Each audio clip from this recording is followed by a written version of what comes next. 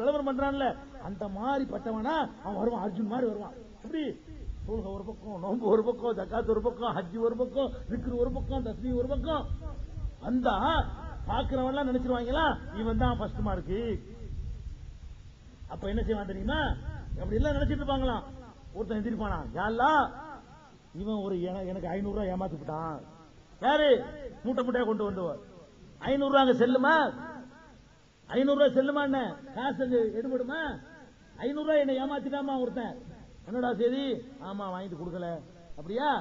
ஒரு 2 வருஷம் தொழுதையில அந்த தொழுகை மட்டும் கொடு, மூட்டை சின்னதா போயிடும். இன்னொருத்தன் எந்திரிப்பான், யாரெல்லாம் எனக்கு இவன் 2000 ரூபாய் தரணும். 2000 ரூபாய் அங்க கொடுக்க நோட்டு கிடைக்குமா? அங்க அச்சடிக்க முடியுமா? சிவகாசி எல்லாம் கிடையாது, நடக்காது. ஒண்ணு நடக்காது. அணுங்களா அங்க என்ன நடக்கும்? நாசிக்கெல்லாம் கிடையாது. என்ன பண்ணுவான்? 2000 ரூபாய் கூட. என்னடா ஆமா கொடுக்கணும் அப்படின்னா ஒரு 3 வருஷம் தொழுகை அவன்கிட்ட கொடுத்துருக்கு. இன்னும் கொஞ்சம் சின்ன பேர் மூட்டை. இப்படியே ஒருத்தனா எந்திரிப்பாங்க, தொழுகா விட்டு தொழுதுட்டு போறான். தொழுவல கணக்குல தொழுவிடாதான். இவன் தொழுதுட்டு போறான். இந்த நன்மைகள் எங்க போயிடுது? வாங்கிட்டு ஏமாத்துறவன், கடன் வாங்கிட்டு கொடுக்காதவன், அடுத்தவன் காசு தின்றது எல்லாம் கேஸ் வரும், வழக்கு வரும். ரப்புல் ஆலமீன் நியாய தீர்ப்பு வழங்குறவன் யௌமுத்தீன். அது நியாய தீர்ப்பு வழங்குற நாள். யாருக்கும் அநியாயம் செய்யப்பட மாட்டார். இது அந்த 2000 ரூபாய்க்கு எல்லாம் பதில் சொல்லி ஆகணும். அங்க என்ன செல்லுமோ அதான் எல்லாம் கொடுப்பான். அங்க ரூபாய் நோட்டு வாங்கி கொடுத்தா அவங்க செல்லாது. அங்க செலாவணி ஆகக்கூடிய நாணயத்தை நாங்க கொடுக்கணும். அமெரிக்காவில் போயிட்டு ஆளை கொடுத்தா செல்ல முடியும். கோயத்துல போய் தினார் வச்சு வாழ முடியும். அப்ப அங்கங்க செல்லக்கூடிய நாணயத்தை அங்க கொடுக்கணும்.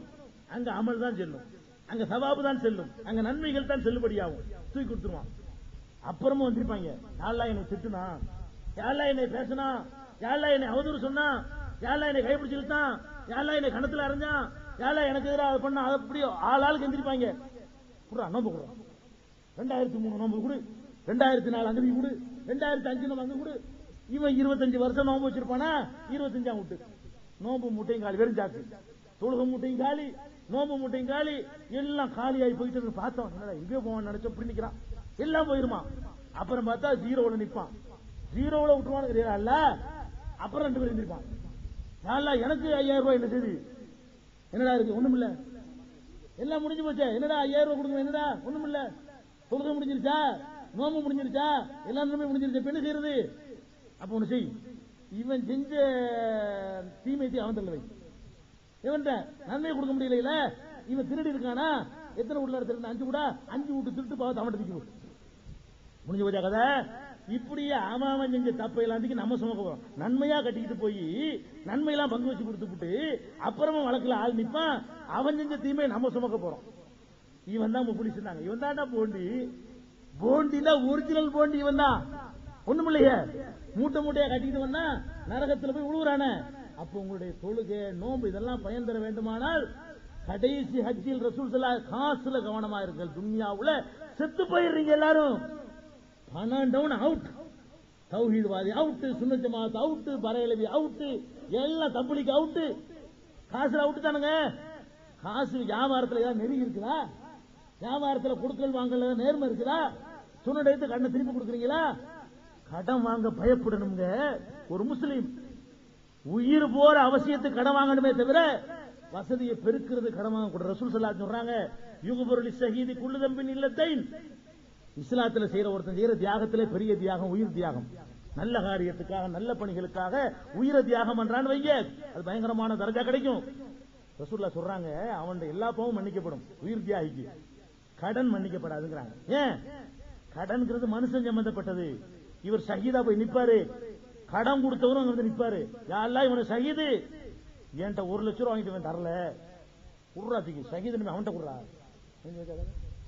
அப்ப ஷஹீதுகளா இருந்தால் கூட கடன்கிறது பாவம் கிடையாது. அவன் விரும்பித்தான் தந்தான், திருப்பி கொடுக்காம மூத்தா போனா அங்க கொடுத்து ஆவணும் பாவா. கடனே வாங்காது. கடன் வாங்க மாட்டேன்னு எவன் உறுதி எடுக்கிறானோ அவன் தான் கலப்படம் பண்ண மாட்டான், அவன் தான் மோசடி செய்ய மாட்டான், அவன் தான் பித்தலாட்டம் பண்ண மாட்டான், அவன் தான் அடுத்த பொருளுக்கு ஆசைப்பட மாட்டான். உன் வாழ்க்கையில கடன் வாங்குறது, சாவ கிடக்கிறாரா, மருந்து வாங்கணுமா, ஆஸ்பத்திரியில் சேர்த்துட்டிய பொண்டாட்டிய பிரசவத்துக்கு பணம் இல்லையா, இதுக்கு தான் கடன் வாங்கலாமே தவிர அதுவும் கொடுக்கணும்னு நினைச்சு வாங்க வேண்டும். யார் ஒருத்தர் அடுத்தவருடைய பொருளை வாங்கும் பொழுது கொடுக்க வேண்டும் என்ற எண்ணத்தோடு வாங்குகிறானோ, கவலையோடு வாங்குகிறானோ, அல்லாஹ் கொடுக்க செய்வான். ரசூல் ஸல்லல்லாஹு அலைஹி வஸல்லம் கேரண்டி தர்றாங்க. புகாரில் வரக்கூடிய ஹதீஸ், யார் ஒருத்தன் வாங்கும் போதே கடன் வாங்குற எதுக்கு வாங்குறோம்? திருப்பி கொடுக்க கூடாதுன்னு வாங்குறான். முஸ்லீம் வாங்குறான். கடன் வாங்கினா என்னதான் ஏமாந்துட்டான். போது வாங்கும்போது அப்படி கெஞ்சி கேட்டுட்டு கடனை திருப்பி கேட்க போனா என்னடா அது என்ன விரட்டா புரியல இல்லையா? கடனை கொடுத்தவன் திருப்பி கேட்க போனா நீ யாரான்னு கேட்கிறான். நபிகள் நாயகம் ஸல்லல்லாஹு அலைஹி வஸல்லம் அவர்கள் ஒரு ஆள்கிட்ட கடன் வாங்கிட்டாங்க. இங்கிதம் தெரியாதவற்றை வாங்கிட்டாங்க. சமுதாய பொதுப்பணிக்கு வாங்கினாங்க. திருப்பி கொடுக்க முடியல டயத்துல. அந்த கொடுத்த ஆள் வந்து ஏருக்கு மாறா திட்டுறான். என்னையா நீ எல்லாம் ஒரு பெரிய மனுஷன் இருக்கிற, நீ எல்லாம் ஒரு சமுதாய தலைவர் இருக்கிற, சொன்னது திருப்பி தர வேணாமான்னு கத்துறான். அந்த பாட்டுக்கு ரசூல் ஸல்லல்லாஹு சொன்னபடி கொடுக்க முடியல. சஹாபாக்கள் குதிச்சு போய் அல்லாஹ்வுடைய தூதரை சீக்கிரட்டுமான்னு கேட்கிறாங்க. ரசூல் ஸல்லல்லாஹு சொன்னாங்க, தாவூஹு விடுங்கள், அவரை விடுங்கள். ஃபஇன்னலி ஸாஹிபில் ஹக்கி மகாலன், கடன் கொடுத்தவனுக்கு பேச உரிமை இருக்கு. நான் வாங்கிட்டேன், கொடுக்கல, அவனுக்கு உரிமை இருக்கு திட்டுறதுக்கு, திட்டட்டும். நான் வாங்கிட்டேன் கடனை. கடன் வாங்கியதற்காக கொடுத்தவனுடைய அவ்வளவு திட்டுகளையும் அல்லாஹ்வுடைய ரசூல் சபுர் செய்து கொண்டு அந்த கடனை நிறைவேற்றிய காட்சியை பார்க்கிறோம். காசுல விழுந்து கொண்டிருக்கிறீர்கள், பணத்தில் விழுந்து கொண்டிருக்கிறீர்கள். பணம் தான் குறிக்கோள் என்ற காரணத்திற்காகவே ஏமாத்துறீங்க, வரதட்சணை வாங்குறீங்க, எல்லா விதமான தகுதித்தம் பண்ணுகிறீர்கள். இந்த இஸ்லாம் வளர்ந்தது நல்லா கவனிக்கணும். இந்தியாவுல இஸ்லாம், நாகூர்ல முஸ்லீம் இருக்கிறீங்கன்னா இஸ்லாம் வளர்ந்தது எப்படி தெரியுமா? பயானில் வளரல. அங்கேருந்து அரபிகள் வந்து தமிழை படித்துக் கொண்டு தமிழ் பண்டிதர்களா வந்து இப்படி பயான் பண்ணி வளர்க்கல. எப்படி வளர்ந்துச்சு தெரியுமா? வியாபாரிகளாகத்தான் வந்தார்கள். நபி ஸல்லல்லாஹு அலைஹி வஸல்லம் காலத்துக்கு பிறகு சஹாபாக்கள் வியாபாரிகளாக வந்தார்கள்.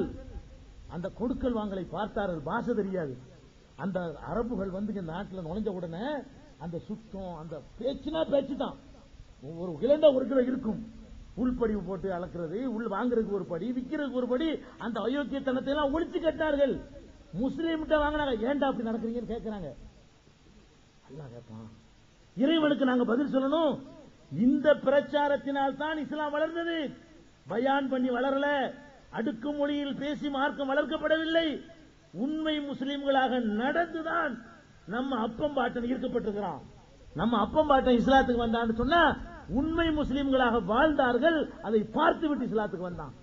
நீ உண்மை முஸ்லீமா மட்டும் வாழ்ந்து காட்டு. பிற சமுதாய மக்களோட பழகும் பொழுது, டோட்டல் உன் சமுதாய மக்களோட பழகும் பொழுது நாணயம், நேர்மை அதுல கடைப்பிடிச்சு காட்டுன்னு சொன்ன முஸ்லீம்னா முஸ்லீமு, இவன் ஏன் இப்படி நடக்கிறான், அவன் ஏற்றுக்கிற மார்க்கம் அப்படி நடக்க சொல்லுகிறது, அவன் பயப்படுகிற அல்லாஹ் அப்படி நடக்க சொல்லுகிறான் அப்படி நினைத்தானேயானால் கூட்டம் கூட்டமாக பெருமானார் ஸல்லல்லாஹு அலைஹி வஸல்லம் காலத்தில் வந்தது போல இந்த மார்க்கத்தில் நுழைவார்கள். அந்த நிலை ஏற்பட வேண்டும். இது விரிவாக 2-3 மணி நேரம் பேச வேண்டிய தலைப்பு. இறுதி எச்சரிக்கை நிறைய இருக்கு. நபி ஸல்லல்லாஹு அலைஹி வஸல்லம் அவர்கள் தன்னுடைய மரணத்திற்கு பிறகு எதையெல்லாம் கவனமாக இருக்க வேண்டும் என்று எச்சரித்தார்களோ அதையெல்லாம் சொல்வதற்கு உரிய காலகட்டம் இது இல்லை. தேர்தல் நிலைப்பாடு இல்லாத நேரத்தில் இந்த தலைப்பை போட்டு ஒரு 3 மணி நேரம் 4 மணி நேரம் சொல்ல வேண்டிய அளவுக்கு உள்ள செய்திகள் உள்ள விஷயம். இருந்தாலும் நம்ம அந்த விதிமுறையை கடைப்பிடிக்க வேண்டி இருக்கிற காரணத்தினால நம்மளை ஃபாலோ பண்ணி அடுத்தவங்களும் இந்த மாதிரி 11 மணி இப்படி போக ஆரம்பிப்பாங்க. நம்மனால யாருக்கு எந்த விதமான சட்டம் அதே முஸ்லீம் கரெக்டா இருக்கணும். முஸ்லீம்னா சொல்ல காப்பாற்றணும். யார்கிட்ட சொன்ன சொல்லா இருந்தாலும் காப்பாற்றணும். காவல்துறையில சொன்ன சொல்லா இருந்தாலும் காப்பாற்றணும். மக்கள் மத்தியில் சொன்ன சொல்லா இருந்தாலும் காப்பாற்றணும். சொன்ன சொல்லை காப்பாற்றணும் முஸ்லீம் என்ற அடிப்படையில் இத்தோட என்னுடைய உரையை முடித்துள்ள. அஸ்ஸலாமு அலைக்கும். வசூல் வந்து 8151 ரூபாயா உண்டியல்ல. அஸ்ஸலாமு அலைக்கும். ஏ சலாவுதீன் அவர்கள்.